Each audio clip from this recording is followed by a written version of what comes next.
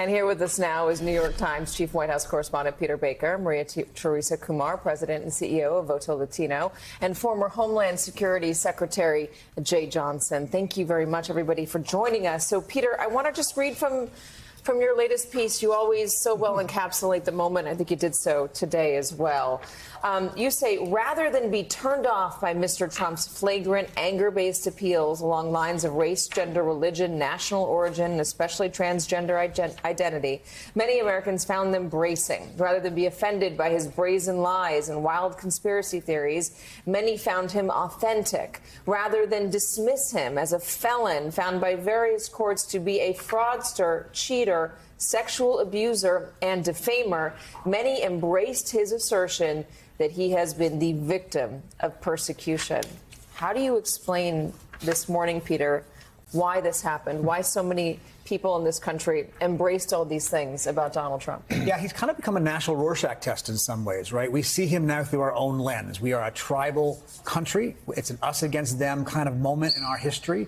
And as we saw in the polls, it didn't move very much over the course of this campaign. People were locked in early on to their candidate, whoever it might be. You either liked Trump or you didn't like Trump. And all information then about him was processed through that decision. And if it was negative, that meant it was the elites just kind of coming down hard on him because they're elites, and that's what elites do. And they're looking down on him, they're looking down on us. A lot of his voters obviously felt that way. Whereas a lot of people who don't like him were like astonished, of course, waking up this morning, who might not have stayed up too late, to discover that somebody who has had all of these scandals, has had all of these legal issues, who's been found guilty and liable for all these things, could now be the next president-elect, the first criminal president we've ever had. It is interesting when you look at his history because, Mr. Secretary, if you go back to when he was in business and you talk to people in New York who were in business with him, worked with him, they will say, terrible businessman, good marketer. A lot of the names that he had plastered on buildings were not his buildings, for example. Right. When he went on television, he became this very successful businessman that a lot of his contemporaries said he wasn't. Which brings me to the message that you understand very clearly, which is national security.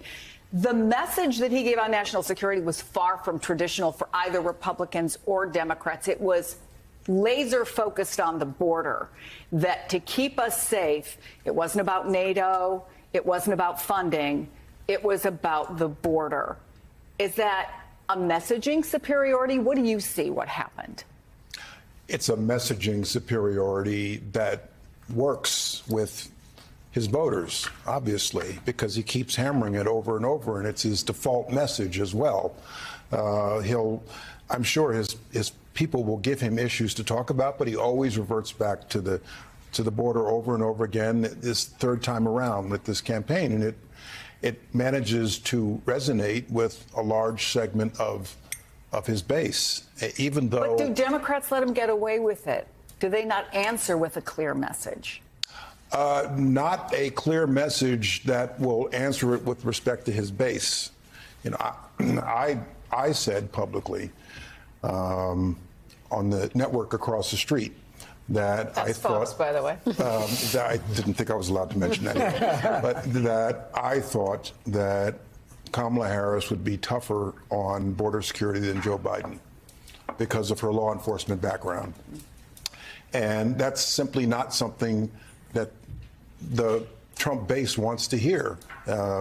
They've heard over and over again, they've had it beat into them that Biden, Harris are weak on border security. They're going to let people in, and I'm not. Even though, when you look at the numbers, you actually look at the numbers of border crossings, it began to skyrocket on Donald Trump's watch. The third year he was in office in 2019, it reached almost 1 million.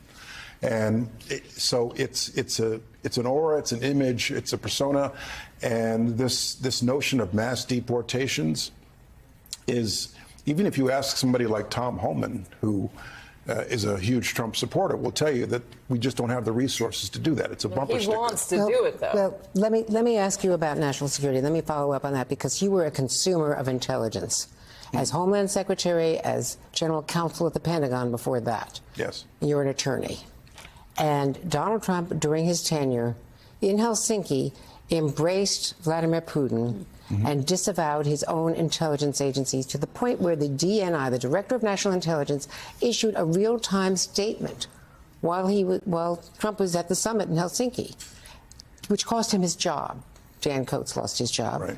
Which cost Sue Gordon her job, a career person. There were attempts to, take apart the intelligence agencies that did not succeed, with people very close to him whom he put in his final year because there were guardrails. Right. And he embraced Netanyahu, who has already called him to congratulate him, told him in public in Mar-a-Lago on July 26th, finish it off in Gaza, do what you can, go after Iran. I mean, and finish the war. I could finish the war in Ukraine in 24 hours. He said that during this campaign. So what are the implications for concessions to Putin at a negotiating table for Zelensky? I mean, Donald Trump single-handedly stopped Republican funding of the war in Ukraine at a critical juncture last winter, letting Russia advance in Advika and other places, and Ukraine retreat. So is Zelensky going to be forced into a negotiation? Does Netanyahu have free reign? Did he hold up a ceasefire just waiting for Trump? I mean, what are these big implications, and will the national intelligence agencies be taken apart? Let me add to what you said. We know that President Trump takes it upon himself to share intelligence with whomever. We know about certain instances.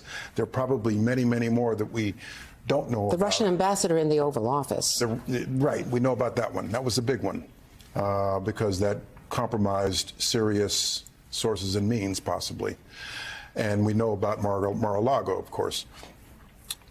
Trying to discern a foreign policy from out of Donald Trump when, as far as I can tell, it's all largely transactional with people who know how to manipulate him, people who know how to speak his language, people that we know he respects and even admires and worships. And we should say this has been said by 24 former Trump national security officials in a letter, including Mattis, Kelly, Milley, Esper. Correct. And the thing that troubles me perhaps the most is you won't have people like that working in this next administration. Because he won't want them, and they probably don't want to be hired in the first place. Who knows who the next DNI is going to be? It won't be somebody the quality of Avril Haines, I can guarantee that. Maria, I want to get you into this conversation. Obviously, we spent a little time now on national security. Peter's explained just the realignment and what Americans have been embracing. I wonder, as you look toward this next 4 years, I know that's kind of trying to put yourself far in the future. What are you thinking about? Where do your first thoughts go?